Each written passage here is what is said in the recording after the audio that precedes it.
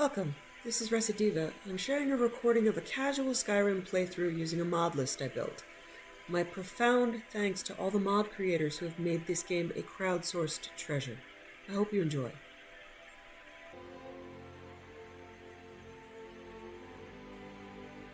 Vandal is on my lap, and he's a little annoyed, but so am I. Since the spacebar incident, his little claw ripped it off. He's not allowed to put his paw on my keyboard anymore to get my attention, and he is not learning quickly.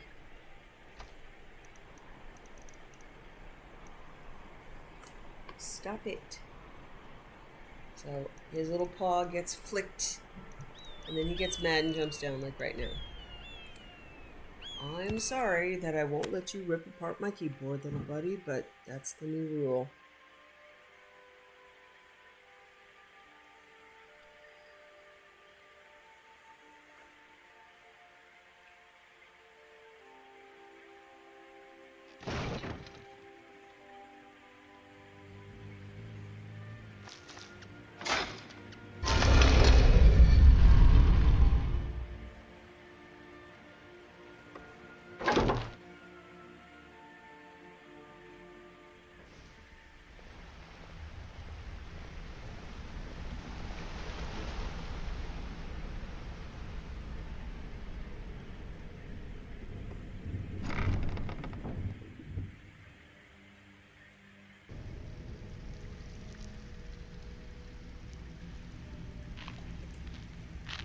Steal anything worth talking about?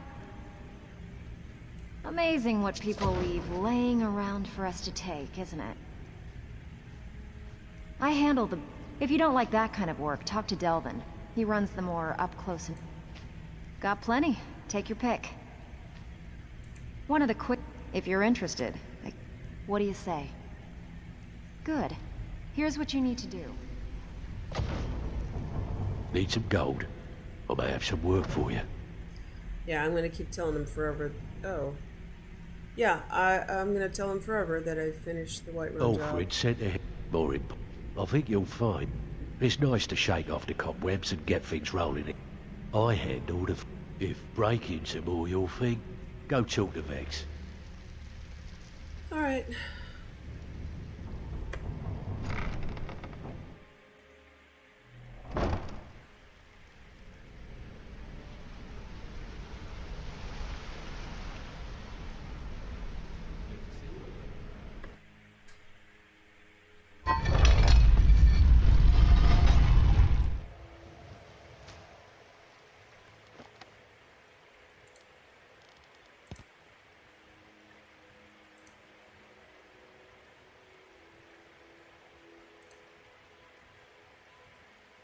Okay, coming of age, quest giver Selma, help the adventurers retrieve their riches, Iron Bind Barrow. This doesn't sound familiar.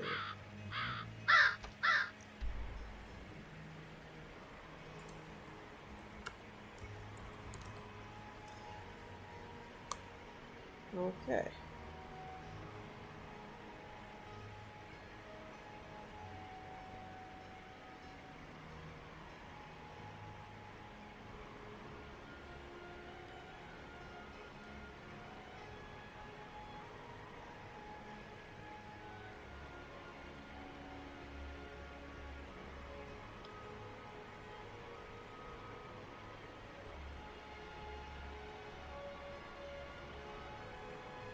Please, it's hard to believe I haven't discovered the location, but I have not discovered the location.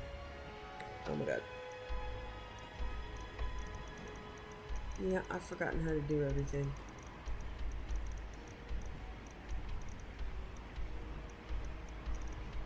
It's like right around here. Wow, okay.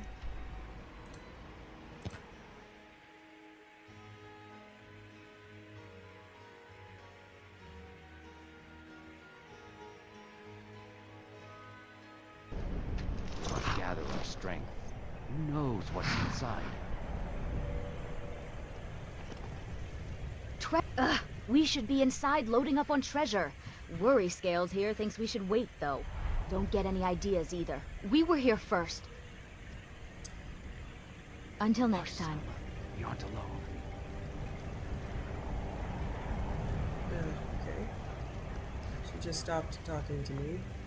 Speak with Miss Salma if you wish to speak. I don't care what Beam says. It's high time we get in there and find our fortune. What do you expect Gold, to find inside? Silver? Gems, maybe? Only one way to find out. I'd better get going. Not I giving me don't the care what quest. Beam says. It's high time we get in there and find our fortune. Oh. Okay. They're reacting to the dragon. Fair.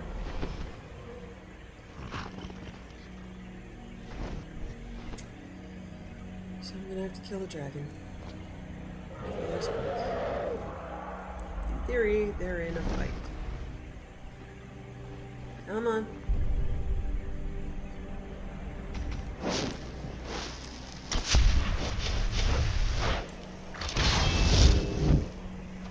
Now it's decided it's not sure.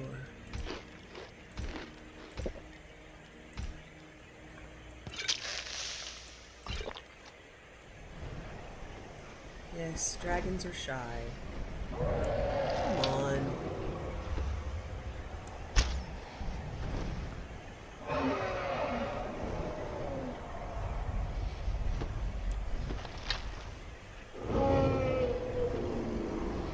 Pretty sky though.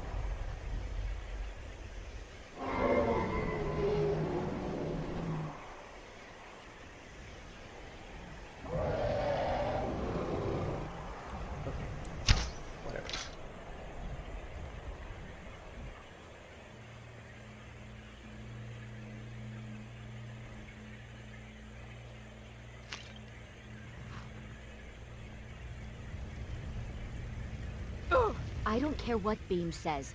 It's high time we get in there and find our fortune. I don't know about you, but I'm going in there. Not without us, you aren't. I'm sure there's enough for everyone after all. Come on, Beamja. We're going. Oh, now you find me? Alright, I'm going in. This is just not my favorite thing.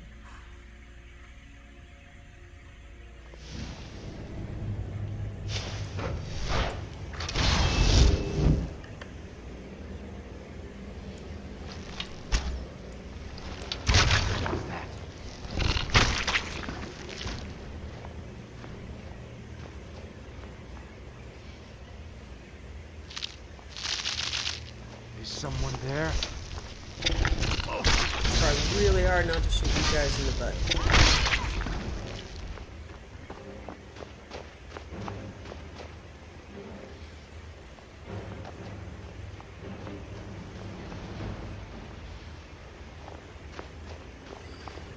Okay, Vandal has been up and down 3 times now. Come on, sweetheart. Make up your mind. Oh, nope, he's going away again.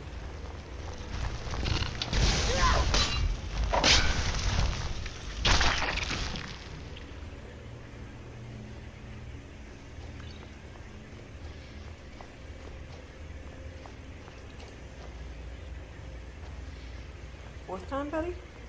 Come on, you can come up. You just can't put your paw on the keyboard. It's that simple. Okay, let's try this again. I will pet you and let you know that you are loved very much, but you can't put your paw on the keyboard. Oh, and he's down again.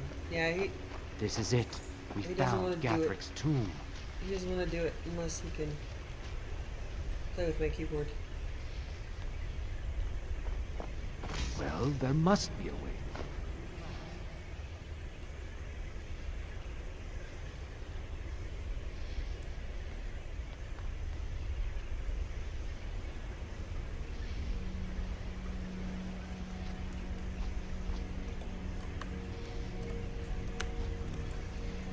And I can't jump from here? Why?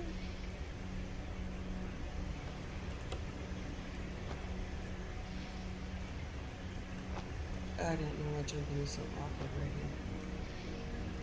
here. Is it because I got a weapon? Yeah.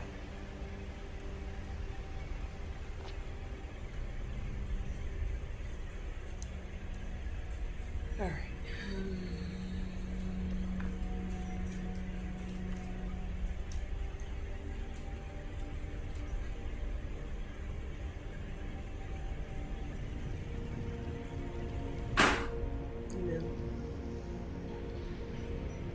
Why?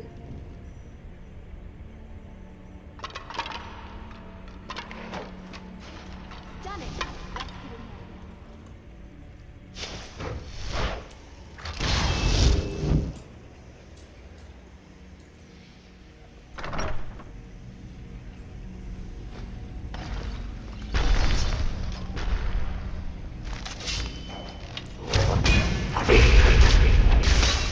Dangerous but territory.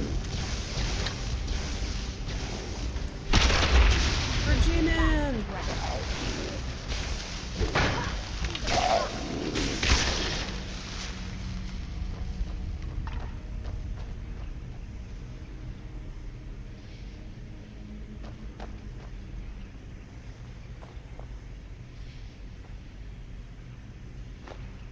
What was that? Time to end this whole game.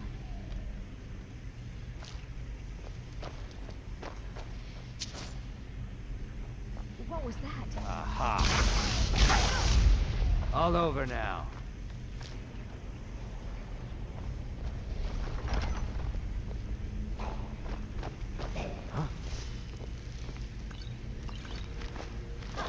Found you.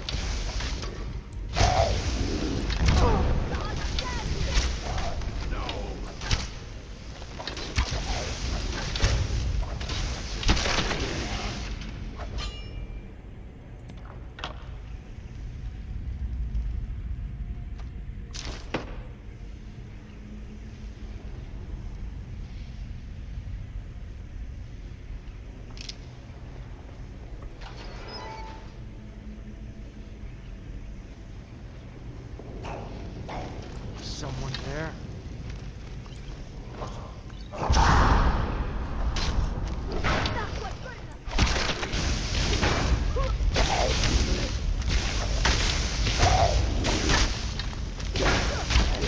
Triangles. Don't rush ahead. That. This is a trap if I ever saw one.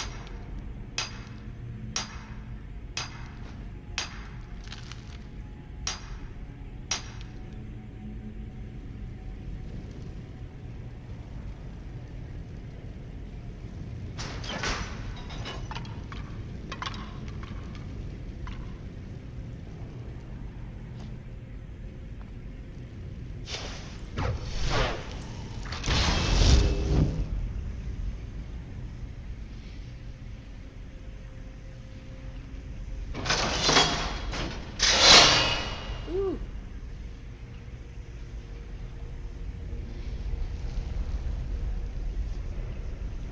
Awaits us. What do you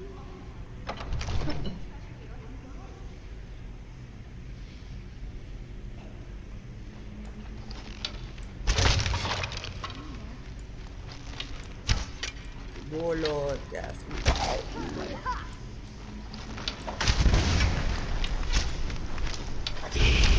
We're outmatched.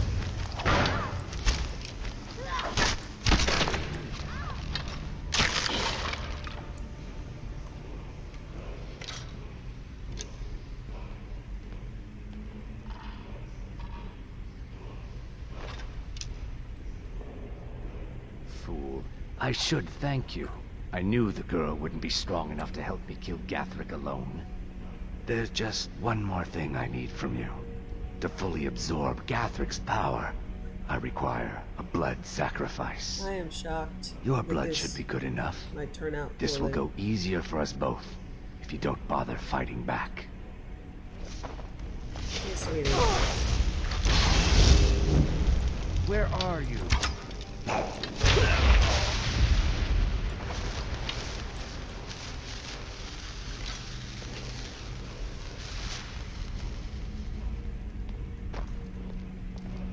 Father never trusted Beam. I always thought he was just being overprotective. What will you do now? I don't know. Beamja has looked after me since I was knee-high to him. I need to rest. And then I think I'm going back to High Rock. Go on without me. I think I need to be alone for a while. I'm sorry, honey.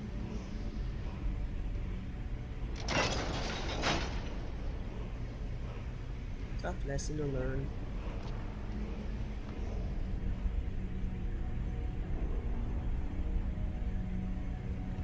Well, I don't know how you would actually learn that lesson since you trusted someone for a decade or so.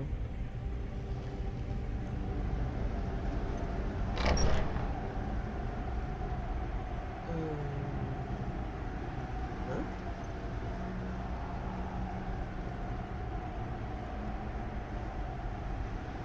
Hmm?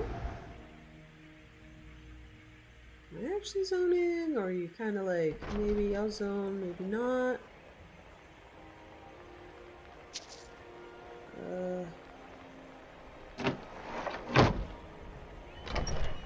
I'd like to get to their door, please.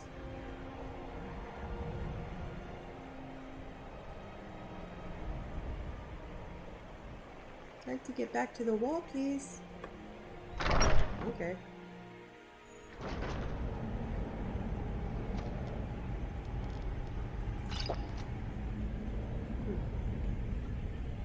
Can I jump down a ways? Can I climb back up there? Is there something on the other side?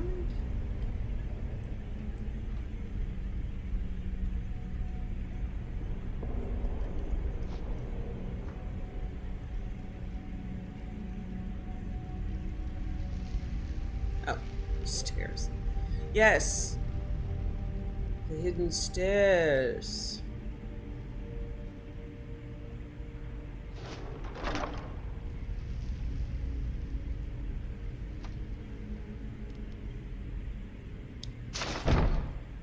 Ooh, a necromancy book, my favorite. I love extra dead things.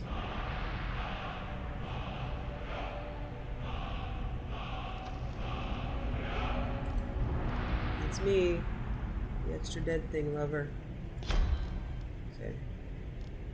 Doing pretty well. 1, 2, 3, 4, 5, 6, 7, 8, 9, 10, 11, 12, 13, 14, 17 left.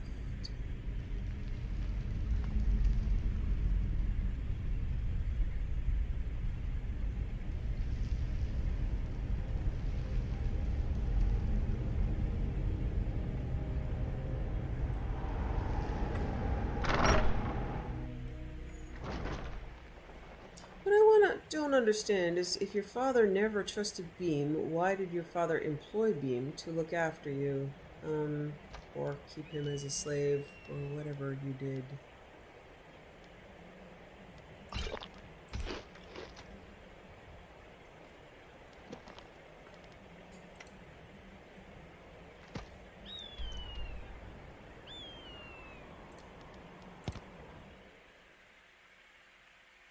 Seems like a father problem and not a you problem.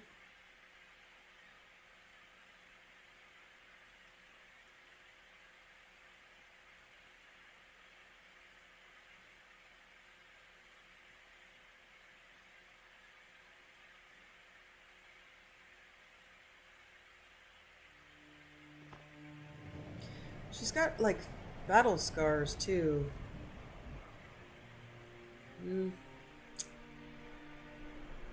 I worry about Sammy. Is that her name? Or do I now need to call her S-Woman?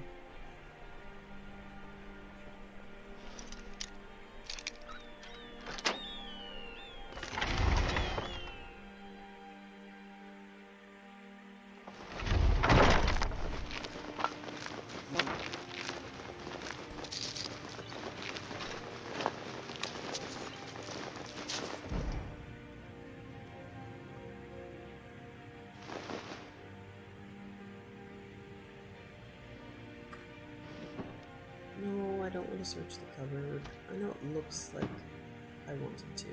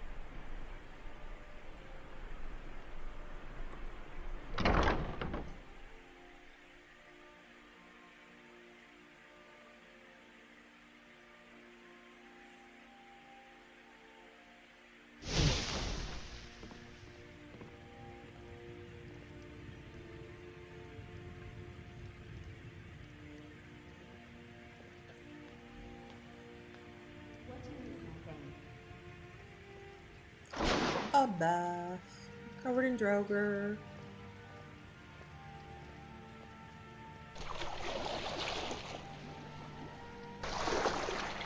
Oh, those are lilies. You know, they kind of look like dragon claws from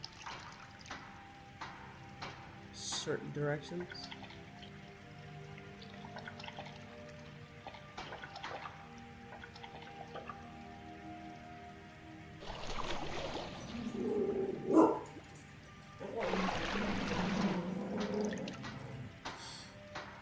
You know, on Reddit, people ask like some questions every now and then. If you were stuck in the world of Skyrim, what would you do to survive? I think I'd go be a housecarl and hang out in someone's perfectly safe, never gonna burn down home. With food that respawns.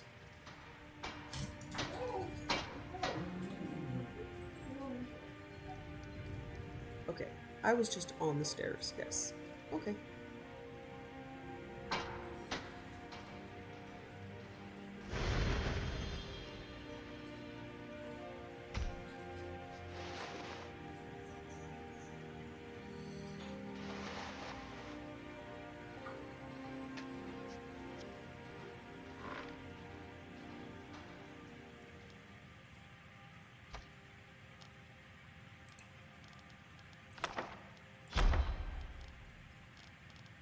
Letter to Bimja. Bimja, keep my daughter safe and you'll earn both your freedom and that damned book you want so badly.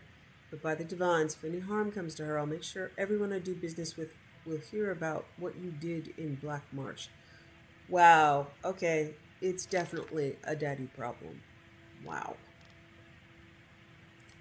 The Gold Ribbon of Merit by Empyrean Broom. In that early springtime morning, pale sunlight flickered behind the morning mist floating through the trees as Templar and Stringepool made their way to the clearing. Neither had been back in High Rock, let alone in their favorite wood, for 4 years. The trees had changed little even if they had. The trees? The people? What? The trees had changed little even if they had. So I think that means the trees hadn't changed much, but the people had. Okay. Stringepool had a handsome blonde mustache, now stiffened and spiked with wax, and Templar seemed to be a completely alien creature to the young lad, who searched for adventure in the ancient grove. It was much quieter, as if scarred within as well as without. They each carried their bows and quivers with extra care as they maneuvered their way through the clusters of vine and branch. This is the path that used to lead to your house, isn't it, old boy? Asked Stringepool. Templar glanced at the overgrowth and nodded before continuing on. I thought so, said Stringepool, who laughed. I remember it because you used to run down it every time you got a bloody nose. I know I can't offend you, but I have to say, it's hard to believe that you ended up a soldier. How's your family? Asked Templar. The same. A bit more pompous, if that's possible. It's obvious they wish I'd come back from the academy, but there's nothing much for me here. At least not until I collect my inheritance. It says, did you see I, so I'm going to say, did you see I got a gold ribbon of merit in archery? How could I miss it? Said Templar. Oh yes, I nearly forgot that the families put it in the great hall, very ostentatiously. I suppose you can actually see it through the picture window. Silly, but I hope the peasants are impressed. Clearing opened up before them, where the mist settled on the grass, enveloping it in an opaque, chilly vapor. Burlap targets were arranged around in a semicircle, several meters apart, like sentinels. You've been practicing, observed Templar. Well, a bit. I've only been back in town for a few days, said Stringepool with a smile. My parents said you got here a week ago? That's right. My unit's camped a few miles east, and I thought I'd visit the old haunts. A lot's changed. I could hardly recognize anything at all. Templar looked down at the valley below, to the vast, empty, tilled ground stretching out for miles around. That looks like a good planting. My family is rather spread out since I was left. There was some discussion, I think, about keeping your old house up, but it seemed a little sentimental, especially as there was fertile ground beneath. Stringepool strung his bow carefully. It was a beautiful piece of art, darkest ebony and spun silver filigrees, handcrafted for him in Wayrest. He looked over at Templar stringing his bow and felt a twinge of pity. There was a sad, weathered utensil, bound together with strips of fabric. Oh, he's gonna shoot you in the head, isn't he? I mean, yeah. If that's how you taught, that how they taught you to string your bow, you need some advisors from the academy in that army of yours, said Stringepool as gently as he could. The untightened loop is supposed to look like an X in an O. Yours looks like a Z and a Y. It works for me, said Templar. I should tell you, I won't be able to make an afternoon of this. I'm supposed to be joining my unit this evening. Stringepool began to feel annoyed by his old friend. If he was angry about his family losing their land, why couldn't he just say it? Why did he come back to the valley at all? He watched Templar knock his first arrow, taking aim at a target, and coughed. I'm sorry, but I can't in good faith send you back to the army without a little new wisdom. There are 3 types of draw: 3-fingered, thumb, and index thumb, and 2 fingers. Then there's the thumb draw, which I like, but you see, Stringepool showed Templar the small leather loop fastened on the cord of his bow. You need to have one of these thingies, or you'll tear your thumb right off. I think I like my stupid method best. Don't be pig-headed, Templar. They didn't give me the gold ribbon of merit for nothing. I had demonstrated shooting from under a shield, standing, sitting, squatting, kneeling, and sitting on horseback. This is practical information I'm imparting for the sake of our friendship, which I at least haven't completely forgotten. Sweet Kinnereth, I remember when you were just an oily little squirt, begging for this kind of honest guidance. Templar looked at Stringepool for a moment and lowered his bow. Show me. Stringepool relaxed, shook away the tensions that had been building. He did his exercise, drawing his bow back to his eyebrow, his mustache, his chest, his earlobe. There are 3 ways of shooting: snatching and releasing in one continuous motion, like the Bosmer do, holding with a short draw, and a pause before releasing, like the Khajiit, and partial draw, pause, final draw.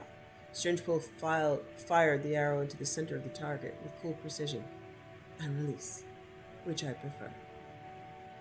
Very nice, said Templar. Now you, said Stringepool. He helped Templar select a grip, knock his arrow correctly, and take aim. A smile grew on Templar's face, the first time Stringepool had seen such a childlike expression on the war-etched visage all afternoon. When Templar released the arrow, it rocketed high over the top of the target and into the valley below, where it disappeared from sight. Not bad, said Templar. No, not bad, said Stringepool, feeling friendly once again. If you practice, you should be able to focus your aim a little bit. The 2 shot a few more practice arrows before parting ways. Templar began the long trek east to his unit's camp, and Stringepool wound his way down through the woods to the valley and his family's mansion. He hummed a little tune he learned at the academy as he passed the great lawn and walked up to the front door, pleased with himself for helping his old friend. It entirely escaped his attention that the large picture window was broken, but he noticed right away when he came into the great hall and saw Templar's wild-shot arrow sticking in his gold ribbon of merit. Boy, you're lucky that's not your face. The Great War. A concise account of the Great War between the Empire and the Aldmeri Dominion by Legate Justinius Quintius. Author's note: much of what is written in this book is pieced together from documents captured from the enemy during the war, interrogation of prisoners, and eyewitness accounts from surviving soldiers and Imperial soldiers. I myself commanded the 10th Legion in Hammerfell and Cyrodiil until I was wounded in 175 during the assault on the Imperial city. That said, the full truth of some events may never be known. I've done my best to fill in the gaps with educated conjecture based on my experience, as well as my hard-earned knowledge of the enemy. The rise of the Thalmor. Although it's not well known, Somerset Isle suffered from the Oblivion crisis as much as Cyrodiil did. The elves made war upon the Oblivion invaders, occasionally even crossing over to close down Oblivion gates. As a nation, they had more successes than Cyrodiil did, although the limitless Daedric hordes made the outcome a foregone conclusion. The Thalmor had always been a powerful faction within Somerset Isle, but had also always been a minority voice. During the crisis, the Crystal Tower was forced to give the Thalmor greater power and authority. Their efforts almost certainly saved Somerset Isle from being overrun. They capitalized on their success to seize total control in 4E22. They renamed the nation Alinor, which harkens back to an earlier age before the ascendancy of man. Most people outside of the Aldmeri Dominion still call it Somerset Isle, either out of peevishness or ignorance. In 4E29, the government of Valenwood was overthrown by Thalmor collaborators, and a union with Alinor proclaimed. It appears that Thalmor agents had formed close ties to certain Bosmeri factions even before the Oblivion Crisis. The Empire and its Bosmer allies, caught completely off guard, were quickly defeated by the much better prepared Altmer forces that invaded Valenwood on the heels of the coup. Thus was the Aldmeri Dominion reborn. Shortly afterward, the Aldmeri Dominion severed all contact with the Empire. For 70 years they were silent. Most scholars believe that was some sort of internal strife in Alinor, but very little is known of the factional struggles that went on inside the Dominion, while the Thalmor consolidated its power in Somerset and Valenwood. In 4E98, the two moons, Masha and Secunda, vanished. Within most of the Empire, this was viewed with trepidation and fear, and elsewhere it was far worse. Culturally, the moons are much more influential to the Khajiit. After 2 years of the Void Nights, the moons returned. The Thalmor announced that they had restored the moons using previously unknown dawn magics, but it's unclear if they truly restored the moons or just took advantage of foreknowledge that they would return. Regardless of the truth of the matter, the Khajiit credited the Thalmor as their saviors. Within 15 years, imperial influence in elsewhere had so diminished that the Empire was unable to respond effectively to the coup of 4E115, which dissolved the Elsewhere Confederacy and recreated the ancient kingdoms of Aniquina and Palatine as client states of the Aldmeri Dominion. Once more, the Empire failed to stop the advance of Thalmor power. When Titus Mede II ascended the throne in 4E168, he inherited a weakened empire. The glory days of the Septons were a distant memory. Valenwood and elsewhere were gone, ceded to the Thalmor enemy. Blackmarsh had been lost to imperial rule since the aftermath of the Oblivion Crisis. Morrowind had never recovered fully from the eruption of Mount Vardenfell. Hammerfell was plagued by infighting between crowns and forebears. Only High Rock, Cyrodiil, and Skyrim remained prosperous and peaceful. Emperor Titus Mede had only a few short years to consolidate his rule before his leadership was put to the ultimate test. The war begins. On the 30th of Frostfall, 4E171, the Aldmeri Dominion sent an ambassador to the imperial city with a gift in a covered cart and an ultimatum for the new emperor. The long list of demands included staggering tributes, disbandment of the Blades, outlawing the worship of Talos, and ceding large sections of Hammerfell to the Dominion. Despite the warnings of his generals of the Empire's military weakness, Emperor Titus Mede II rejected the ultimatum. The Thalmor ambassador upended the cart, spilling over 100 heads on the floor, every Blades agent in Somerset and Valenwood. And so began the Great War, which would consume the Empire and the Aldmeri Dominion for the next 5 years. Within days, Aldmeri armies invaded Hammerfell and Cyrodiil simultaneously. A strong force commanded by the Thalmor general Lord Narafin attacked Cyrodiil from the south, marching out of hidden camps in northern Elsewhere and flanking the imperial defenses along the Valenwood border. Leowyn soon fell to the invaders, while Brayville was cut off and besieged. At the same time, the Aldmeri army under Lady Aranelia crossed into western Cyrodiil from Valenwood, bypassing Anvil and Kivach and crossing into Hammerfell. Smaller Aldmeri forces landed along the southern coastline of Hammerfell. The disunited Red Guard forces offered only scattered resistance to the invaders, and much of the southern coastline was quickly overrun. The greatly outnumbered Imperial legions retreated across the Alakir Desert in the now famous March of Thirst. 4E172 and 73, the Aldmeri advance into Cyrodiil. It appears now that the initial Aldmeri objective was in fact the conquest of Hammerfell, and that the invasion of Cyrodiil was only intended to pin down the Imperial legions while Hammerfell was overrun. However, the surprising initial success of Lord Narafin's attack led the Thalmor to believe that the Empire was weaker than they had thought. The capture of the Imperial city itself and the complete overthrow of the Empire thus became their primary objective of the next 2 years. As we know, the Thalmor nearly achieved their objective. It was only because of our Emperor's determined leadership during the Empire's darkest hour that this disaster was averted. During 4E172, the Aldmeri advanced deeper into Cyrodiil. Brayville and Anvil both fell to the invaders. By the end of the year, Lord Narafin had advanced to the very walls of the Imperial city. There were fierce naval clashes in Lake Rumain and along the Niben as the Imperial forces attempted to hold the eastern bank. In Hammerfell, the Thalmor were content to consolidate their gains as they took control of the whole southern coastline. which was in fact their stated objective in the ultimatum delivered to the emperor. Of the southern cities, only Hagath still held out. The survivors of the March of Thirst regrouped in northern Hammerfell, joined by reinforcements from Hyrok. The year 4E 173 saw stiffening imperial resistance in Cyrodiil, but the seemingly inexorable Aldmeri advance continued. Fresh legions from Skyrim bolstered the Emperor's main army in the imperial city, but the Aldmeri forced the crossing of the Niben and began advancing in force up the eastern bank. By the end of the year, the imperial city was surrounded on three sides. Only the northern supply route to Bruma remained open. In Hammerfell, imperial fortunes took a turn for the better. In early 4E 173, a four-bear army from Sentinel broke the siege of Hagath, a crown city, leading to the reconciliation of the two factions. Despite this, Lady Aranelia's main army succeeded in crossing the Alakir Desert. The imperial legions under General Decianus met them outside Skaven in a bloody and indecisive clash. Decianus withdrew and left Aranelia in possession of Skaven, but the Aldmeri were too weakened to continue their advance. 4E 174, the sack of the Imperial City. In 4E 174, the Thalmor leadership committed all available forces to the campaign in Cyrodiil, gambling on a decisive victory to end the war once and for all. During the spring, Aldmeri reinforcements gathered in southern Cyrodiil, and on the 12th of Second Siege, they launched a massive assault on the Imperial City itself. One army drove north to completely surround the city, while Lord Narafin's main force attacked the walls from the south, east, and west. The Emperor's decision to fight his way out of the city rather than make a last stand was a bold one. No general dared advise him to abandon the capital, but Titus II was proven right in the end. While the 8th Legion fought a desperate and doomed rearguard action on the walls of the city, Titus II broke out of the city to the north, with his main army smashing through the surrounding Aldmeri forces and linking up with reinforcements marching south from Skyrim under General Jonna.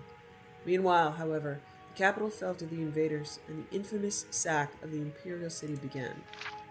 The Imperial Palace was burned, the White Gold Tower itself looted, and all manner of atrocities carried out by the vengeful elves on the innocent populace. In Hammerfell, General Decianus was preparing to drive the Aldmeri back from Skaven when he was ordered to march for Cyrodiil. Unwilling to abandon Hammerfell completely, he allowed a great number of invalids to be discharged from the legions before they marched east. These veterans formed the core of the army that eventually drove Lady Aranelia's force back across the Alakir late in 174, taking heavy losses on their retreat from harassing attacks by the Alakir warriors. 4E 175, the Battle of the Red Ring. During the winter of 4E 174 to 175, the Thalmor seemed to have believed that the war in Cyrodiil was all but over. They made several attempts to negotiate with Titus II. The Emperor encouraged them in their belief that he was preparing to surrender. Meanwhile, he gathered his forces to retake the Imperial City, in what is now known as the Battle of the Red Ring, a battle that will serve as a model for Imperial strategists for generations to come. Titus II divided his forces into three. One army, with the legions from Hammerfell under General Decianus, was hidden in the Colovian highlands near Coral. The Aldmeri were unaware that he was no longer in Hammerfell, possibly because the Imperial veterans Decianus had left behind led Lady Aranelia to believe that she still faced an Imperial army. The second army, largely of Nord legions under General Jonna, took up position near Chaden Hall. The main army was commanded by the Emperor himself, and would undertake the main assault of the Imperial City from the north. In the 30th of Rain's Hand, the bloody Battle of the Red Ring began as General Decianus swept down on the city from the west, while General Jonna's legionnaires drove south along the Red Ring Road in a 2-day assault. Jonna's army crossed the Niben and advanced west, attempting to link up with Decianus's legions and thus surround the Imperial City. Lord Narafin was taken by surprise by Decianus's assault, but Jonna's troops faced bitter resistance as the Aldmeri counterattacked from Bravel and Skingrat. The heroic Nord legionnaires held firm, however, beating off the piecemeal Aldmeri attacks.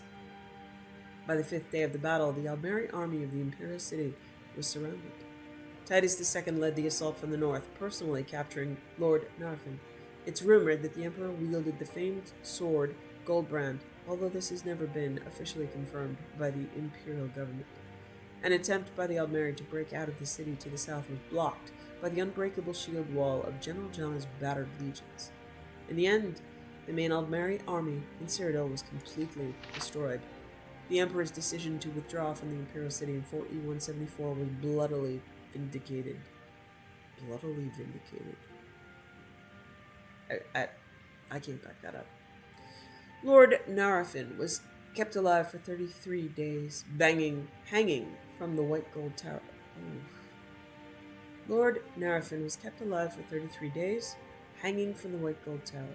It is not recorded where his body was buried, if it was buried at all. One source claimed he was carried off by a winged Daedra on the 34th day. The White Gold Concordat in the end of the war. Although victorious, the Imperial armies are in no shape to continue the war. The entire remaining Imperial force was gathered in Cyrodiil, exhausted and decimated by the Battle of the Red Ring. Not a single legion had more than half its soldiers fit for duty. 2 legions had been effectively annihilated, not counting the loss of the 8th during the retreat from the Imperial City the previous year. Titus II knew that there would be no better time to negotiate peace, and late in 4E175, the Empire and the Aldmeri Dominion signed the White Gold Concordat, ending the Great War. The terms were harsh, but Titus II believed it was necessary to secure peace and give the Empire a chance to regain its strength. The 2 most controversial terms of the Concordat were the banning of the worship of Talos and the cessation of a large section and a session. Okay. So, concession, session, I'm not sure which one suits better. Cession of, or even ceding. Cession of a large section of, and that also makes it hard to read. Cession of a large section of southern Hammerfell, most of what was already occupied by Aldmeri forces. Critics have pointed out that the Concordat is almost identical to the ultimatum the Emperor rejected 5 years earlier. However, there is a great difference between agreeing to such terms under the mere threat of war and agreeing to them in the end of a long and destructive war. No part of the Empire would have accepted these terms in 4E171, dictated by the Thalmor at Sword's Point. Titus II would have faced civil war. By 4E175, most of the Empire welcomed peace at almost any price. Epilogue. Hammerfell fights on alone. Hammerfell, however, refused to accept the White Gold Concordat, being unwilling to concede defeat and the loss of so much of their territory. Titus II was forced to officially renounce Hammerfell as an imperial province in order to preserve the hard-won peace treaty. The Red Guards, understandably, looked on this as a betrayal. In this, the Thalmor certainly achieved one of their long-term goals by sowing lasting bitterness between Hammerfell and the Empire. In the end, the heroic Red Guards fought the Aldmeri Dominion to a standstill. Although the war lasted for 5 more years and left southern Hammerfell devastated, the Red Guards say that this proves that the White Gold Concordat was unnecessary, and that if Titus II had kept his nerve, the Aldmeri could have been truly defeated by the combined forces of Hammerfell and the rest of the Empire. The truth of that assertion can, of course, never be known. But the Red Guards should not forget the great sacrifice of Imperial blood, Breton, Nord, and Cyrodiilic, at that Battle of the Red Ring that weakened the Dominion enough to allow the eventual Second Treaty of Stros-Makai in 4E180 and the withdrawal of Aldmeri forces from Hammerfell. There can be no doubt that the current peace cannot last forever. The Thalmor take the long view, as is proved by the sequence of events leading up to the Great War. All those who value freedom over tyranny can only hope that before it's too late, Hammerfell and the Empire will be reconciled and stand united against the Thalmor threat. Otherwise, any hope to stem the tide of Thalmor rule over all of Tamriel is dimmed.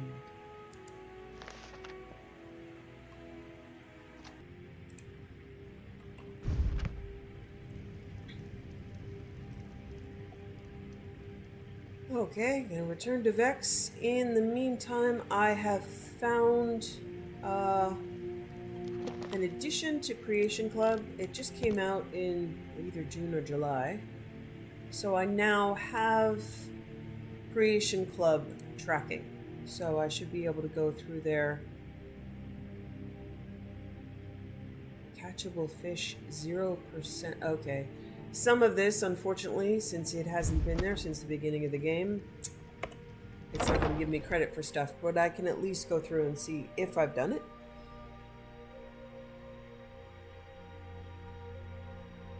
Unfortunately, it's just in addition to a mod, it didn't have a plugin, so it wasn't really gonna mess up my list. Again, as a disclaimer, do as I say and not as I do. Don't do that. Start a new game.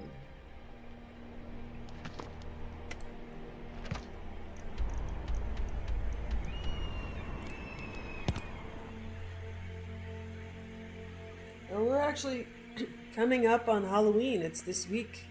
And Veilguard is coming out on the 31st. And it's... what is today? Yeah, today's the 27th. So I've got 4 days before Veilguard and Halloween. I'm still playing Throne and Liberty and enjoying that. Started a guild. Doing the thing. Been having fun on my new mod list. I've got amazing clothes and, you know, mods like the one that I just mentioned, the Creation Club content. Kaidan mod just updated again. I see it now. The game says I don't have the Shrine of Nocturnal.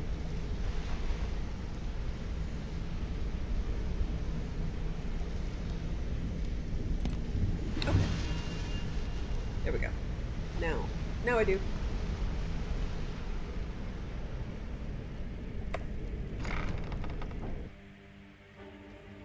I want to continue this. I'm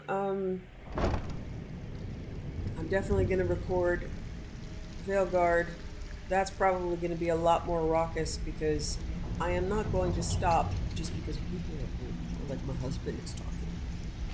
Steal anything worth talking about? I've completed the sweep job. Amazing what people leave laying around for us to take, isn't it?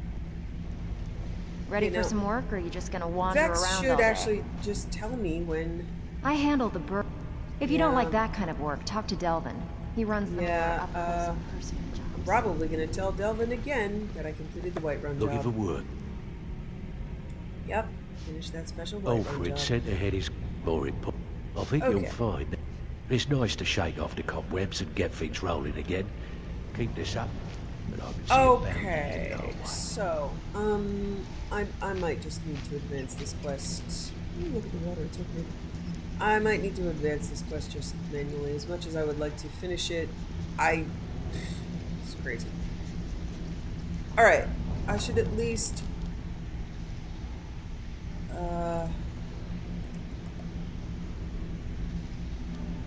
not a spell.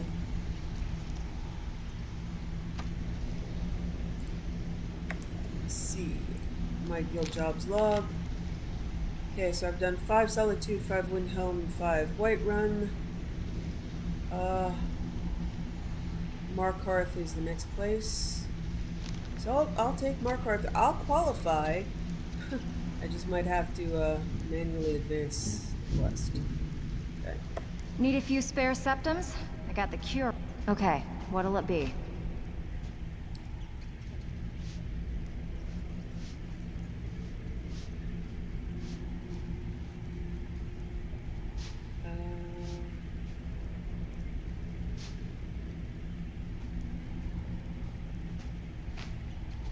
That's...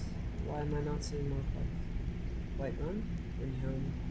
Okay, so Far Reach. Good. That's gotta be it. We could use the coin. One of the quickest... If you're interested, I could... What do you say? Fine. Here's everything you need to know.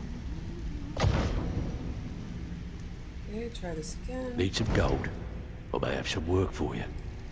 Yeah, in when it's not bugged, Vex will actually tell you, hey, talk to Delvin. He's got something for you. So as long as she's giving me jobs, I'm bugged.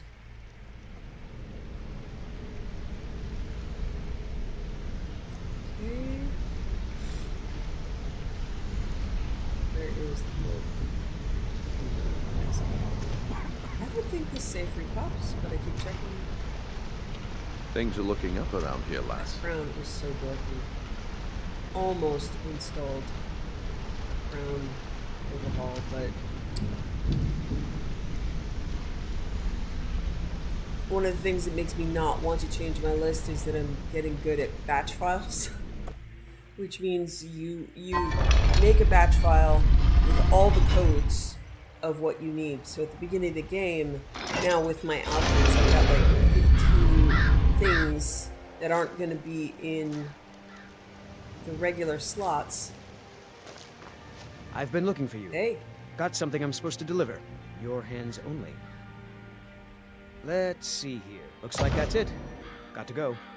end of the line. Oh, still more fishing. Nice. Okay.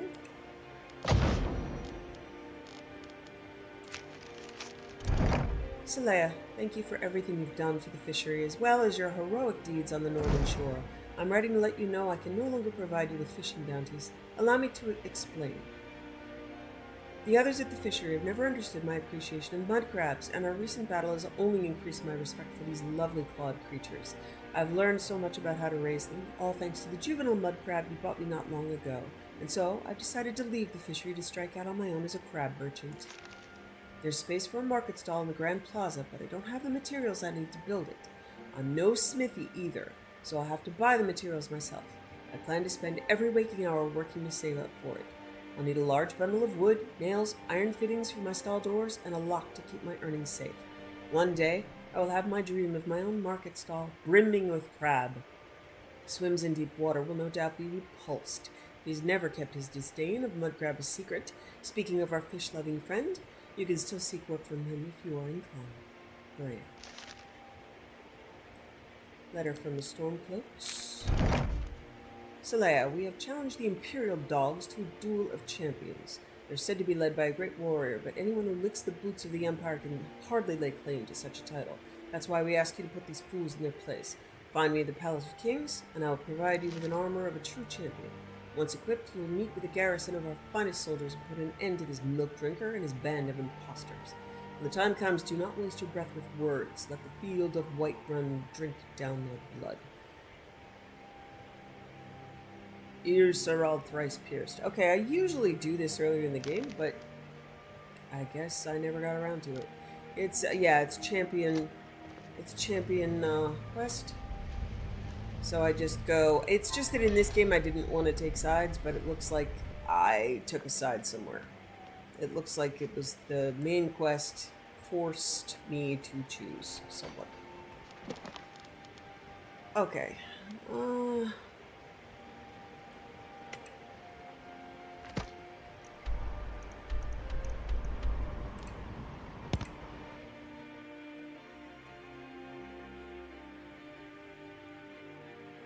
So yeah, I'll be recording my playthrough of Veilguard. My hopes are extremely low. So it might be just purely streamed disappointment. When I do something, even if it's pretend, I try to invest myself, create stories, and I am intensely, beyond expressing, disgusted at the ideas that the developer said, oh, you guys don't care anyway, you don't remember your old choices, and fuck you. So that is unfortunate. So I may not, enjoy myself. But I do believe I'm going to play. Right, I have to eat. My new game, I automatically eat. And I forget. Okay, good old baked potatoes and tea. Alright.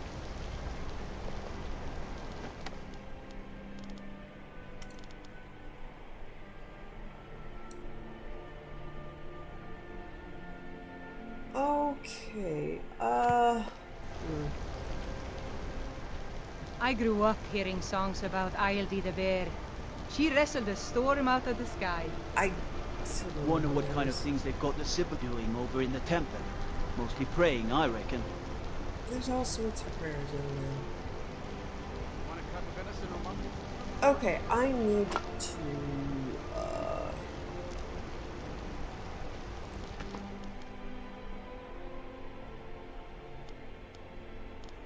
let's see.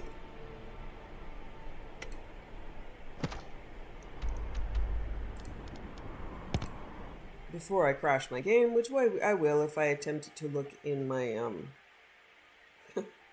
Legacy of the Dragonborn tent and pick out the materials. Let's go pick up the Battle of Champions.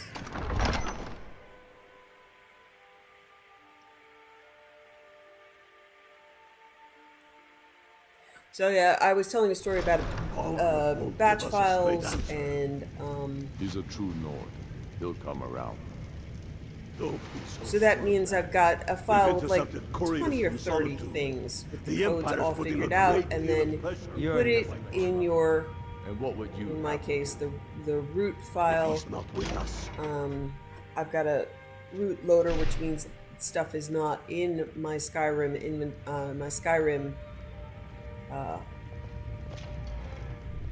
directory. Talos guide you. Got your message about needing a champion. This won't be easy, but that's why I'm sending you. You got the grit to get this done? Have the grit and then some. Good. You got real fire in you. I like that. Talos guide you. Okay, go back down, get the armor and the map. So yeah, it's got to be a really good mod. I just went through and updated a ton of mods in my new list. There was another He knows that. flurry of They all know updates. that. How long? And the Kaidan mod updated. Okay, this is all, yeah, this is all an alternate set of armor, all heavy armor. You can do this at the beginning of the game, I usually a do. stronger message. But If by until message you're you the mean shoving champion, a sword you through have his to gullet. prove yourself, so Taking it his usually city and involves leaving him like in disgrace would make getting a more bunch of bear powerful pelts. But I guess I am now own Hollyfrost farm officially outside the their city. champion. It's honest work. Wow, it's dark. Oof.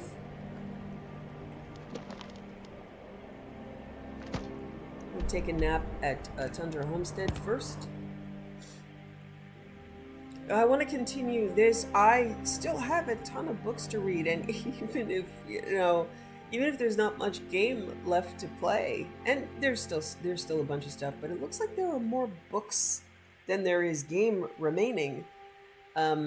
So I'm just gonna keep reading. I'm enjoying learning all of the lore.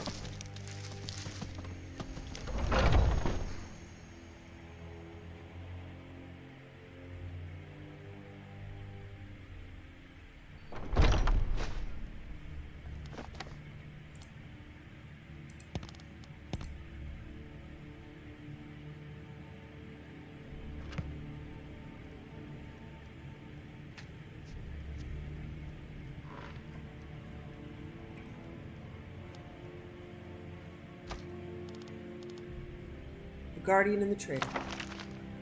By Lucius Gallus, Fellow of the Imperial Library, year 376 of the Third Era. One of the more intriguing legends found on the island of Solstheim is the story of a mythical figure whose name is long forgotten, but whom time remembers as the Traitor. Certain that this myth is rooted in history, I set out to learn what I could, and perhaps piece together a presumptive account of the events that gave rise to the legend. The tale is remembered best by the shamans of the Skal, that unique tribe of Nords whose culture evolved around an entirely divergent path than that of their brethren in Skyrim. I spoke at length to the shaman of Skal Village, a wise and hospitable man named Brager Wintermoon. He described an age long ago where dragons ruled over the whole world and were worshipped as gods by men. Presiding over this cult of dragon worshippers were the dragon priests, powerful mages who could speak the dragon language and call upon the power of the Thum, or voice. According to the legend, one such dragon priest was seduced by a dark spirit named Herma Mora, an unmistakable analog for the Daedric prince Hermaeus Mora. Lured by promises of power, this treacherous priest secretly plotted against his dragon master. traitor's plot was discovered by one of his contemporaries, another dragon priest whom legend named the Guardian. The two fought a mighty battle that lasted for days, each hurling terrible arcane energy and Thum shouts at the other. So great and terrible were the forces unleashed in this contest that Solstheim was torn apart from the mainland of Skyrim. Here the myth clearly descends into the realm of pure fantasy. The Guardian, whom the legend presents as a paragon of loyalty and nobility, finally defeats the despicable traitor, who seems to represent all that is corrupt and evil in men. Their epic duel is clearly representative of a greater struggle between good and evil. Perhaps it is this timeless quality that has kept the tale alive for so long. Unlike many similar myths, the tale of the Guardian and the traitor does not feature a suitably heroic ending. Hermamora snatches the traitor away just as the Guardian is about to strike the killing blow.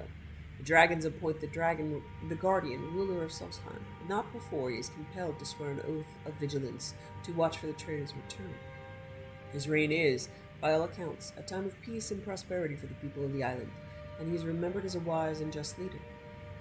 No further mention is made of the traitor, but neither is he thought to be dead. The legend ends on a cautionary note that the people of Solstheim, the heirs of the Guardian, must remain wary, lest the dark influence of Hermamora, or even the traitor himself, return someday. Although no physical clues exist now in Solstheim to suggest the presence of a dragon cult, it is hardly difficult to believe it might once have flourished here. Perhaps some hidden tomb still waits to be discovered that will tell the truth of the tale. There are other tantalizing clues, though perhaps these connections strain the bonds of credibility. For example, is it possible that the Skal deity, the Allmaker, is some distant echo of mighty Alduin, the world eater of the ancient Nord pantheon? Perhaps not, but one thing is certain: Solstheim's history is riddled with unanswered questions. Perhaps future generations will pull aside the veils of mystery and reveal the truth about the origins of the Skal and the identities of the Guardian and the traitor. The Hands of Almalexia by Relin Saraville.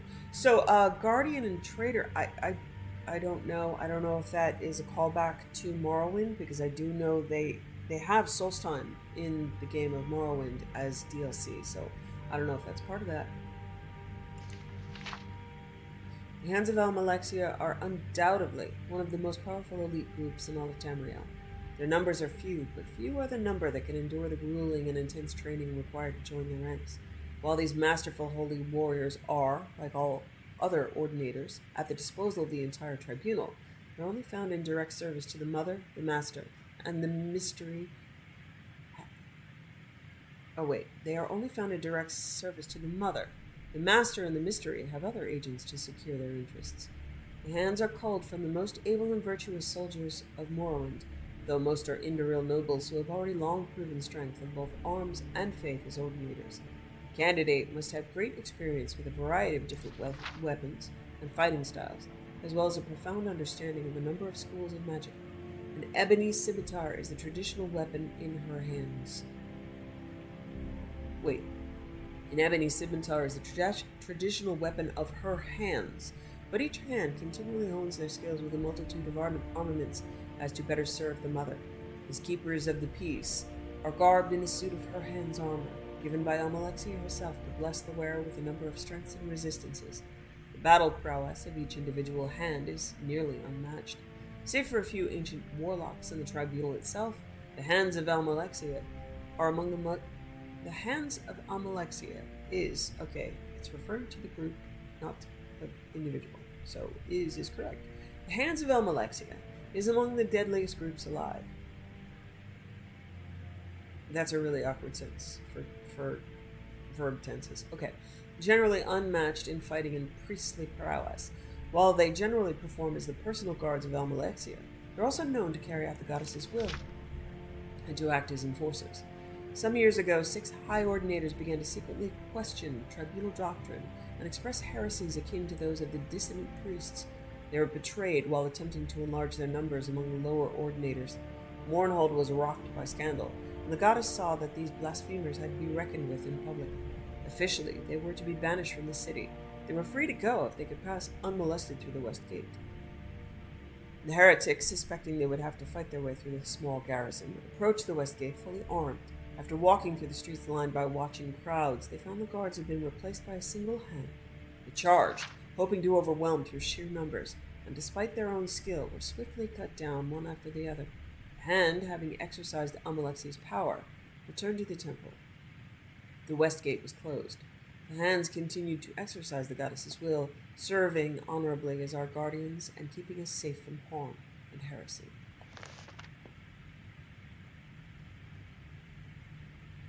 I think I've read the Holds of Skyrim already. Let me check.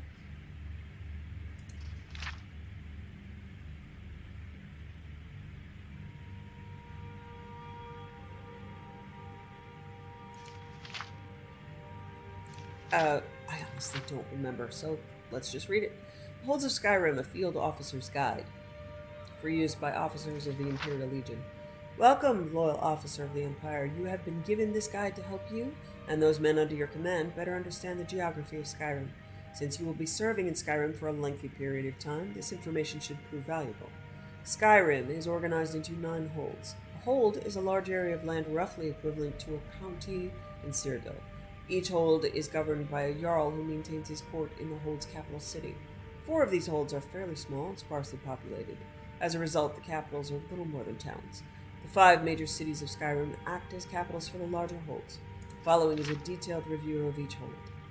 Eastmarch. Located in the eastern reaches of Skyrim, Eastmarch shares a common border with Morrowind. Jarl Ulfric Stormcloak rules from the ancient city of Windhelm, and he and his followers should be considered your most serious threat. Do not tread lightly in Eastmarch, for the Stormcloaks are at their strongest and most organized in these lands. As an Imperial soldier, you will find few friends here. Falkreath. Located in the pine forests of southern Skyrim, Falkreath Hold borders Cyrodiil to the south and Hammerfell to the west. Its most prominent geographical feature, Lake Ilinalta, covers a vast portion of this region's central landscape. The Hold capital, also called Falkreath, is home to the largest cemetery in Skyrim as a result of numerous battles that have taken place over the years. The remainder of the area is almost entirely wilderness, and the only other notable settlement is Helgen to the east. Falkreath's position in Skyrim is rather strategic for the Empire. It not only controls access to the Reach, Whiterun, and the Rift, but also acts as an important supply line in and out of Cyrodiil. Halfingr. Solitude, the seat of the High King of Skyrim and the capital of Halfingr Hold, has always welcomed the Empire with open arms. Much commerce flows through the rivers here, and you will find the folk of this hold to be among the most hospitable in Skyrim. As you venture forth in your campaigns, be sure to maintain a secure supply line back to Solitude. The Empire maintains ample provisions in Castle Dur, from which General Tullius commands all the legions stationed in Skyrim. Kelmarch. This hold is divided evenly between windswept tundra dotted with farms and a huge, stinking salt marsh. There's little of interest here, save perhaps for the hold's capital, Morthal. Jarl Idgrod Ravencrone has been cooperative enough with the Empire in the past, but will ultimately look out for her own interests if put in a difficult position. While the hold offers minimal strategic value to the Empire, it would make an ideal staging ground for a Stormcloak siege of Solitude, and so must be held against the enemy. Yeah, those are 2 really weird sentences. Minimal strategic value, but ideal staging ground. Guys, come on. The Pale. The Pale is a barren realm covered by vast fields of ice and snow. Its boundaries stretch from the center of Skyrim all the way to its northern coast. Here at the capital city of Dawnstar can be found one of the busiest ports in the province. With access to the coastal waterways of Skyrim, Dawnstar could be vital in the war effort. Should the Stormcloaks choose to attack Solitude from the river, this port would make a tempting target due to its close proximity. The Reach. Dominating the western border of Skyrim, the Reach is made up almost entirely of steep, craggy mountains. Little grows in this forbidding realm. The capital city of Morkarth is a nigh impregnable stone fortress that would make an excellent defensive position for either side in the war. Be aware that this dangerous region of Skyrim is home to the Forsworn, rebellious natives of the Reach. They know the terrain, can strike without warning, and count the Empire as an enemy. If they attack, you must neither give nor expect any mercy. The Rift. This hold occupies the southeast corner of Skyrim, and much like the Reach in the west, is dominated by tall mountain peaks. climate of the rift is milder than the northern holds, and there is more vegetation to be found here. Farming thrives as a result. A word of warning about Riften, the hold's capital city. Our agents have reason to suspect that the Thieves Guild makes its home here, though it's now much more diminished from its strength of previous years. Nevertheless, mind that your men keep an eye on their coin purses should they have reason to spend any length of time in the city. Whiterun. This central hold is characterized by wide, grassy plains that are home to numerous farms. Many roads pass through Whiterun, joining the more distant holds together. The hold's capital city, also called Whiterun, sits high on a rocky promontory amid a large, flat swath of scrubland. Among the wealthiest cities of Skyrim, Whiterun has usually proven friendly to the Empire soldiers. Winterhold. This bleak, snow-blown hold of the northeast corner of Skyrim is utterly inhospitable. Perhaps the mages at the College of Winterhold chose to make their home there because they knew they would be left largely alone. As with Falkreath and Whiterun, the name Winterhold describes both the hold and its capital city, though the word city hardly applies. The hold capital is a meager village built near the Mages' College. Few other noteworthy settlements exist in this frozen waste, and it's unlikely to play any significant part in the war.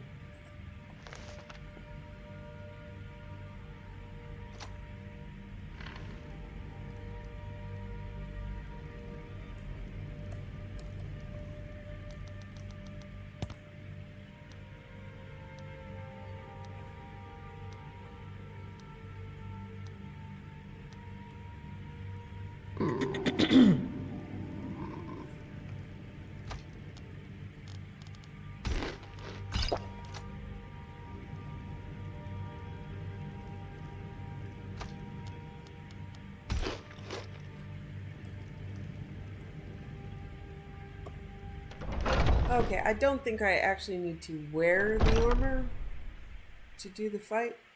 Oh, look how beautiful. Wow.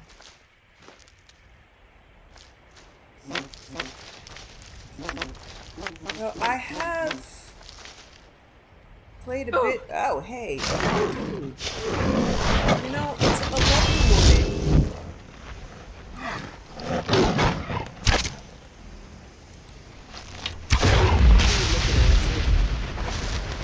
Dragon? Maybe you give me like rock joint or something. Okay. So with Throne and Liberty and Veilguard and my new shiny mod list, I haven't been playing much Morrowind. But I'm hoping that eventually I do get back to it. Look at all the angry people. Waiting. Damn faith. Pleasant weather for a war, no? Then let's start. For the Emperor! For the glory of the Empire! Won't leave here alone. Okay, buddy.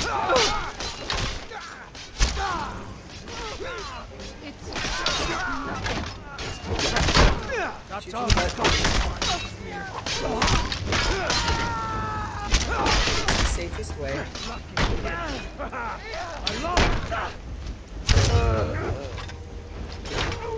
Your end draws near.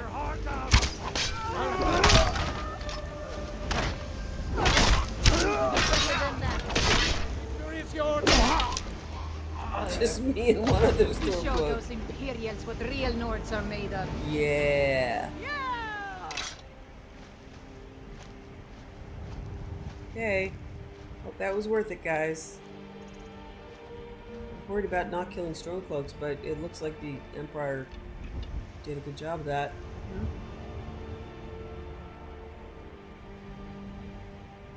Okay.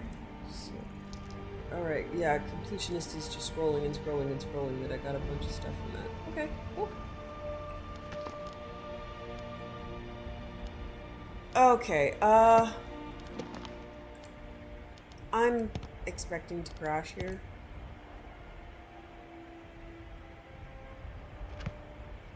I'm gonna try to use rain shelter. If it doesn't work, I'm just gonna head to Legacy of the Dragonborn Museum, do around the crafting and stuff, and make the items that I need.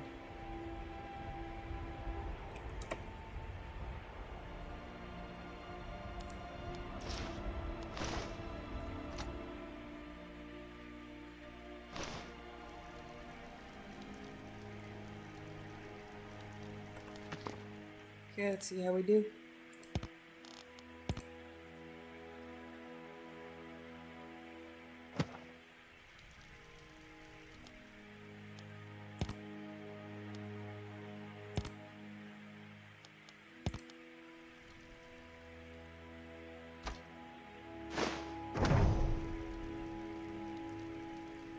Ooh, did it work?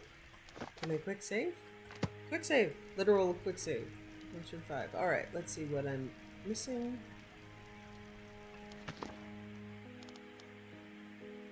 Okay, hey, it worked! Yay! I didn't have that many building supplies. Oh, I love the mists. So cool. Alright. Back to Varia. I've never done this, so... Oh.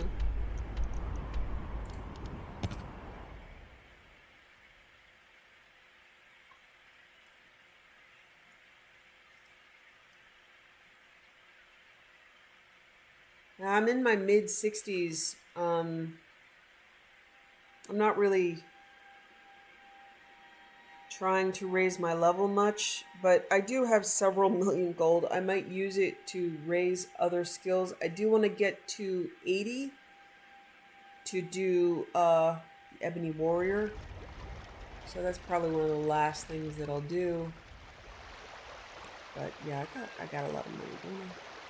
Let's see. Yeah, I'm carrying 3 million. And there's 2 million. Yeah, I think I'll be okay. So maybe I'll start investing in that.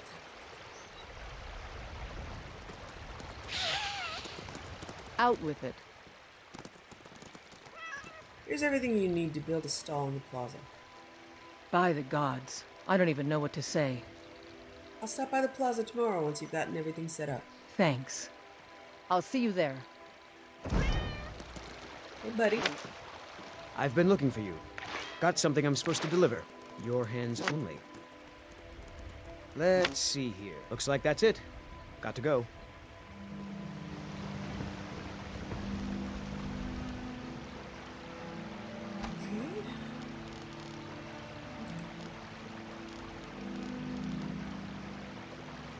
Letter of commendation. Word of your battle with the Imperials is traveling across East March. I wish I could have been there to see their pathetic excuse for a champion beg for his life. You have more than earned the right to wear the armor of this storm bear, so it's yours to keep. Fight well, and may Talus guide you. Dear Sir Aldfrice Post.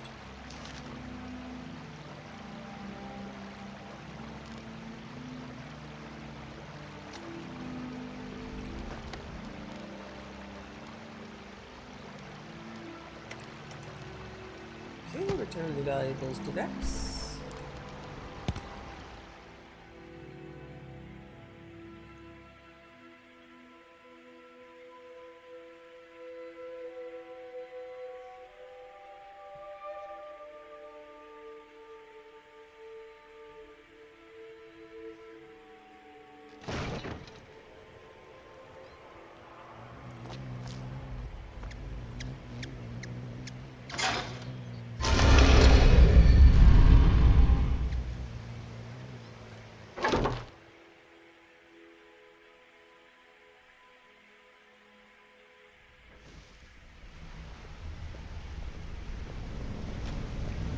Hey, good to see you.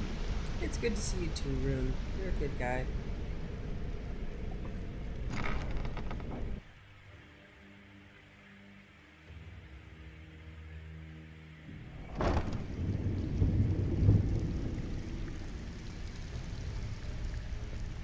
It's probably because you stay in a different room from Vex.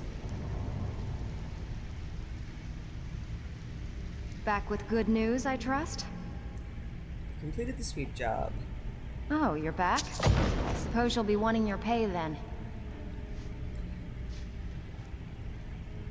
I'm ready for extra work. Okay, what'll it be? Good. We could use the coin. Got a message from one of my people that this place... Here you go. Hope you don't muck it up. Hey, Delvin. Need some gold. I may have some work for you. Okay, at least he actually knows. There's plenty more work for the likes of you. No, he did that before too. He knew that I had finished the job. Alright.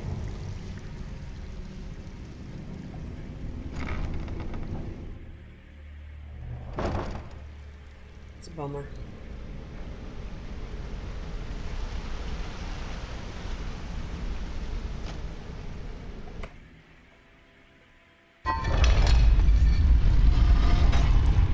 So yeah, while I'm in Riften, while I'm going to be in Barb and see if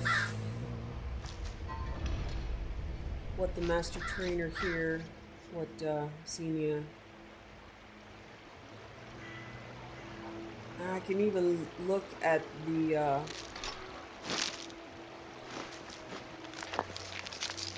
what Bjorn, see what Bjorn has for extra books. If you've got the coin, you've come to the right place. Pull up a seat. My skill in battle is unmatched. Fortunately for you, that skill can be bought.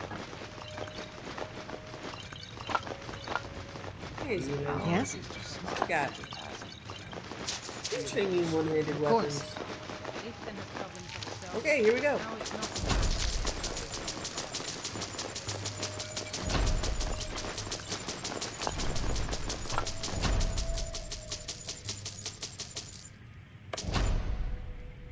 Yeah, so that's not Good really day. gonna drain my finances much. Okay.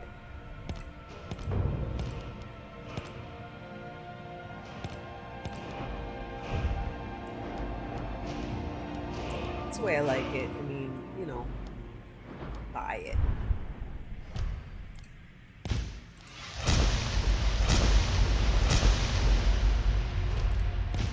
Yeah, at the rate that I'm summoning my bow, I mean, like, I'm gonna be doing this for a while. So, there's almost no chance of me actually wanting to do two-handed or block or wear heavy armor. So,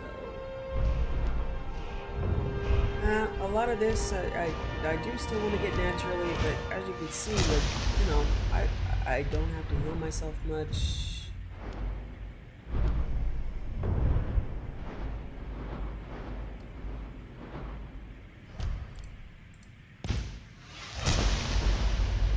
My conjuration is at 77. So yeah, I've been working on those for a while, but I don't need them much. Summon one bow, close to the beginning of the battle, maybe 2 or 3 times in a dungeon. You have some nerve coming back here after what you did to Kirava. Eren, Yeah, but I also gave it would take a you threat to all of Skyrim for me to 3 flawless bands. 3 flawless gems for your wedding. So how about you fuck off? Very short memories, these people. Working at the Riften fishery is tough. How would it put some coin? Okay, since I'm here and there's no point moving across the country and coming back, I'm just gonna Honor to you, sleep my friend. until the fishing thing is done. I still don't know my way around. Good job. Where? Okay. Oh, see, yeah, she keeps knocking over my shrine.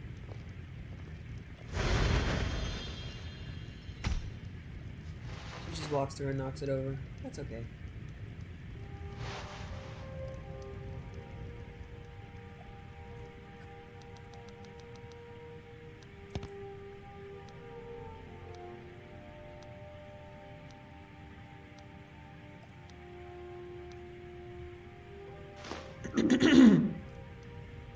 Daphne found me a shiny gem!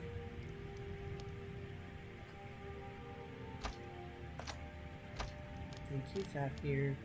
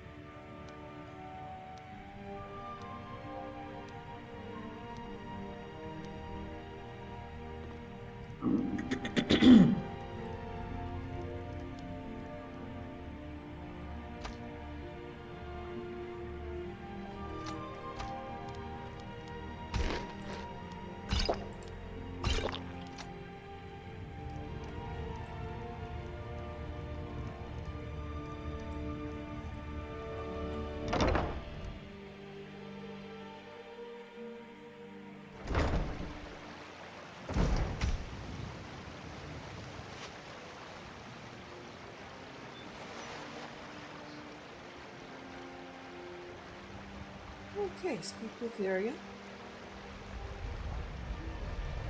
Ooh, I'm lagging a little bit. The fairest prices and the highest quality in Skyrim. Get them before Where are you, honey? Good to see you. Aww. Finally, someone useful Hey, is around. honey. Hmm? Looks like you're all set up. It would seem so. I wanted to give you this, a token of my appreciation. Good luck, Furia. I hope everything works out with your new venture. Thanks. Good luck out there.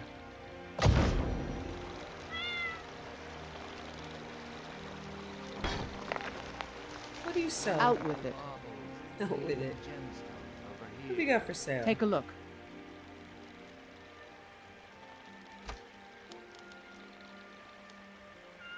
Mud crab legs. Crab meat, mud crab chitin, and mud crab legs. Aww. Until Okay. next time. Let's see what Varia's charm is.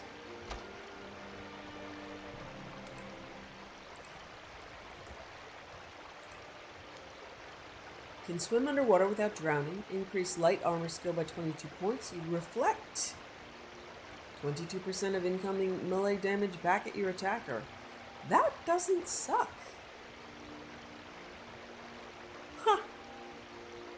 Okay. Nice. Hello? Oh, hey, Fastard. Okay. Hey, Fox. Rare trinkets, finest oddities. You are not set up to pet? Travesty.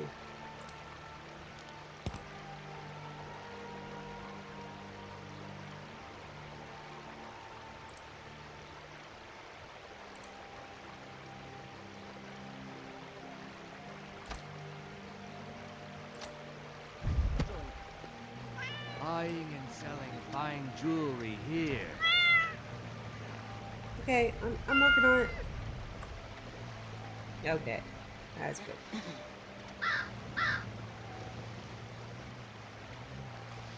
Okay.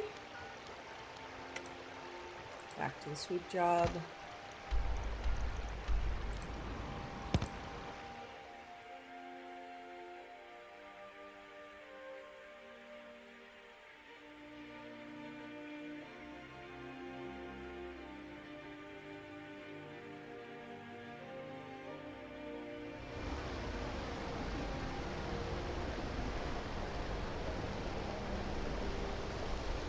I'm gonna be a silversmith, like my mother and father. Good, honey. You keep your dreams.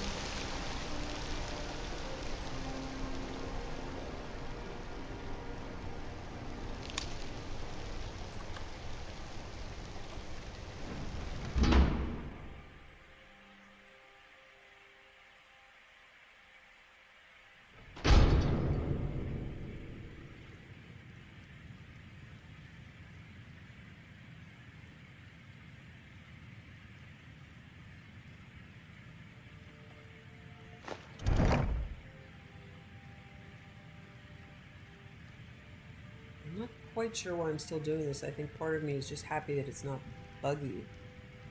I got so sick of going to like ledgers that didn't respond.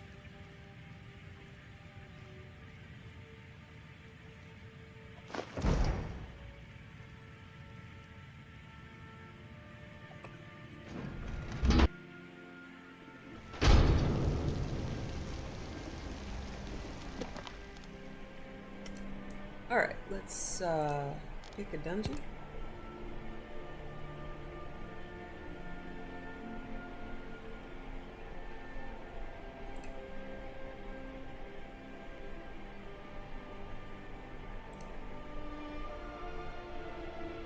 Liar's Retreat. Automatic start from entering.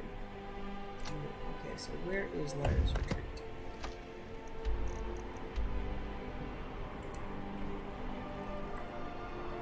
I don't know. Let's look it up.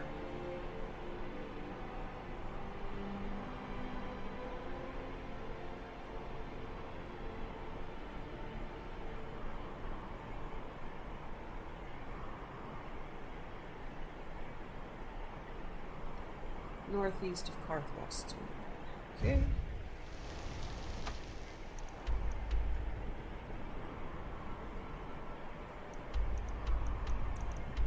Should be, yeah, right there.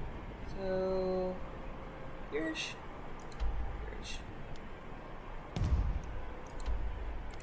Oh, sorry. Yeah, I'm, the maps work differently.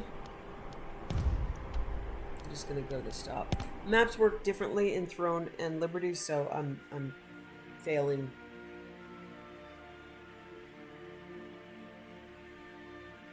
Failing to adapt.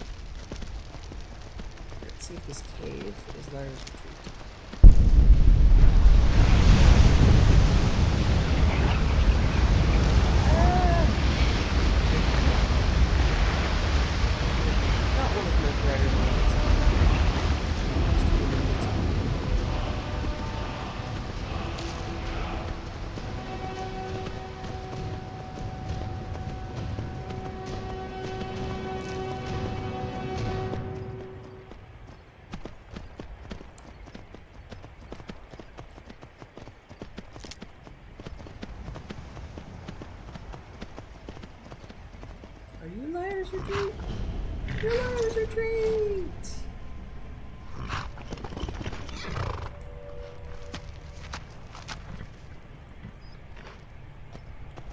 Okay.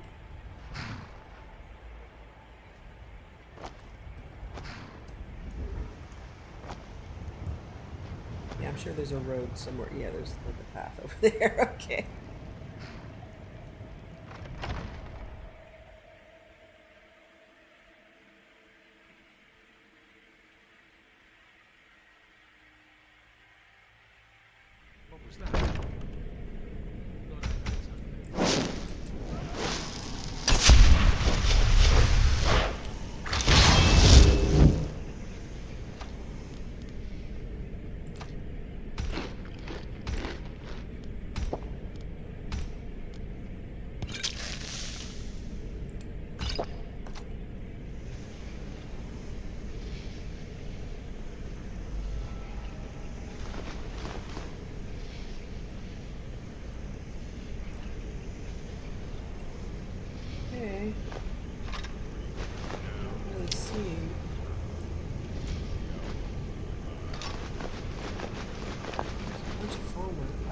didn't get an automatic quest.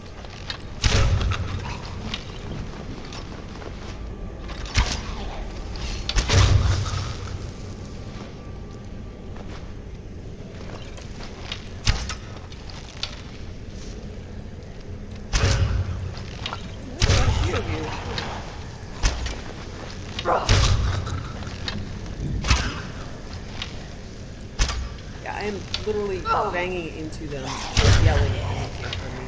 I like it like that. I like it that way.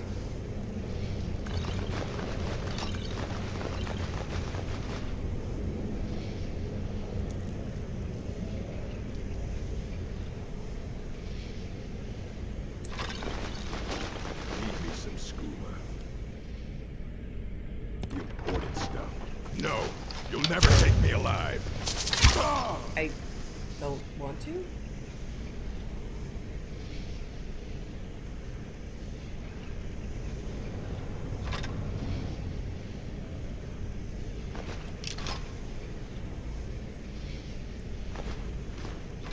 Okay, some shit already went down in here, huh?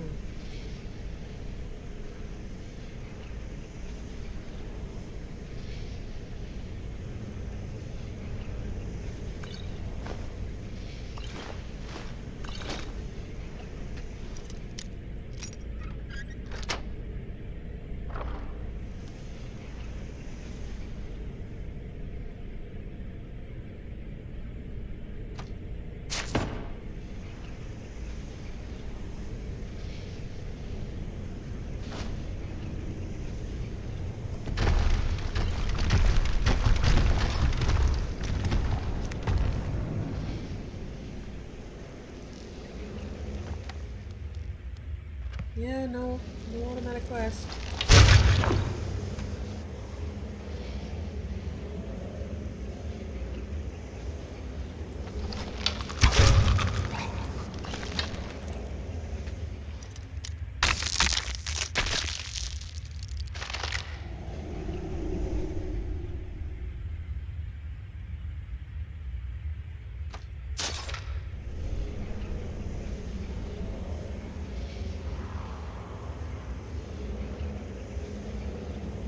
Take the money. Just let us go. Okay.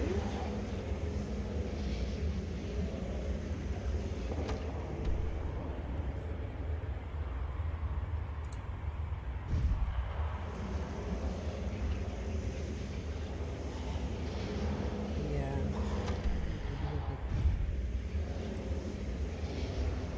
Was there an exit? There was.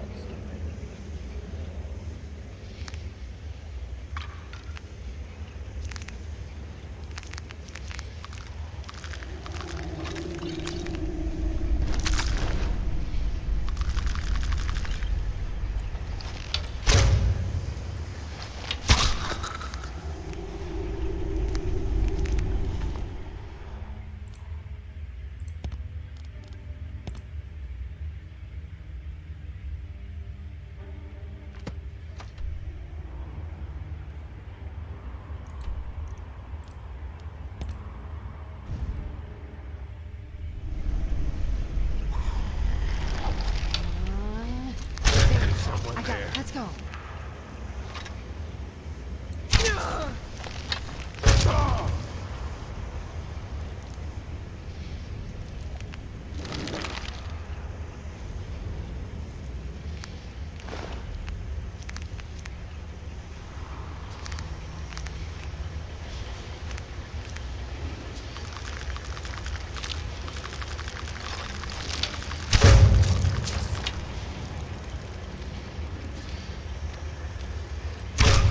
What have you guys been doing?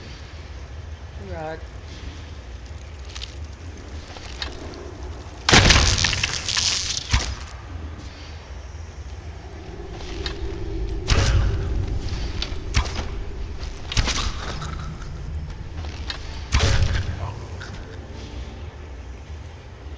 Okay, let me see if I looted a note or something like, gosh, I wish I weren't on this altar thing from Rod.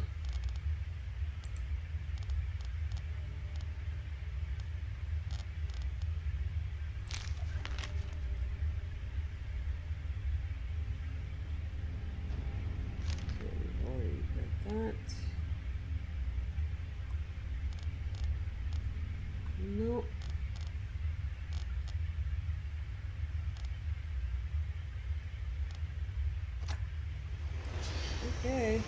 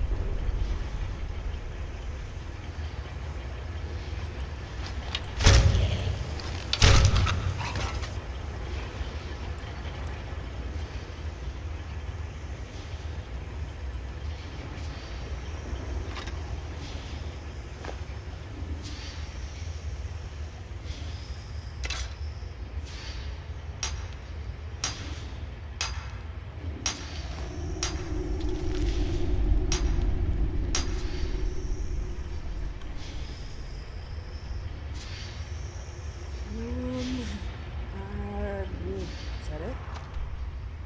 Yep, it's cleared. Okay, let me just double check.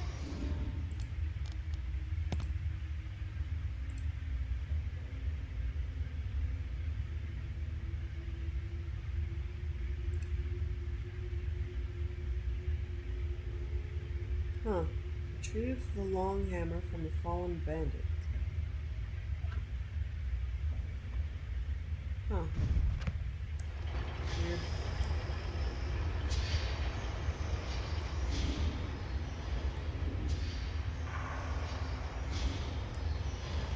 Alright, well we didn't get the automatic quest, so not a big deal. I'll just move that as done. This place is cleared if we get a quest to send us back, but it seems just, you know, your basic bugged quest. I'm gonna move it over.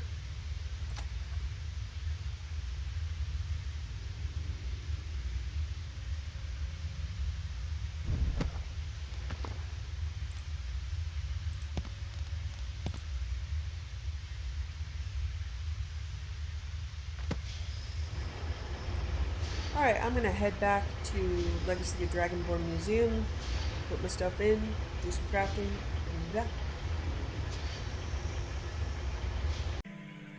Thanks for watching. Wishing you found family, creative hobbies, a hot bath after a long day, and food you love as much as Saleya loves apple pies.